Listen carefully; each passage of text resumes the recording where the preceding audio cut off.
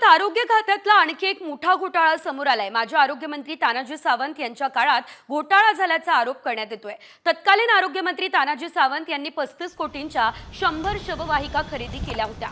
मात्र शेकडो कोटींच्या या शववाहिका पुण्याच्या नायडू हॉस्पिटल बाहेर धूळ खात पडल्या। त्यामुळे या खरेदीत काही गोंधळ तर नाही ना असा सवाल उपस्थित केला जातोय। या संदर्भात आपण पाहतोय सविस्तर अपडेट। कॉमस्कोर नुसार आता isakal.com आहे देशातील नंबर 1 ची मराठी न्यूज वेबसाईट। प्रत्येक अपडेटसाठी isakal.com ला नक्की भेट द्या। आरोग्य खात्यात आणखी एक मोठा घोटाळा झालाय का असा प्रश्न सध्या तरी एकंदरीत उपस्थित झाला असल्याचं आपल्याला बघायला मिळतंय। आणि या संदर्भात नायडू हॉस्पिटल बाहेरून आढावा आमचे प्रतिनिधी नितीन पाटणकर यांनी घेतला। पाहूया।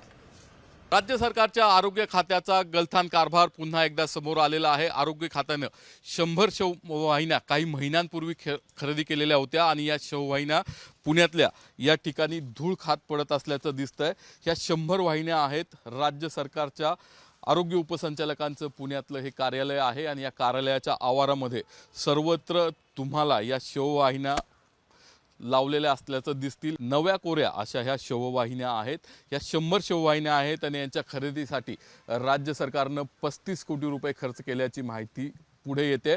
आरोग्यमंत्री तानाजी सावंत होते, त्यांच्या कार्यकाळात या शववाहिन्यांची खरेदी झाल्याची माहिती मिळते।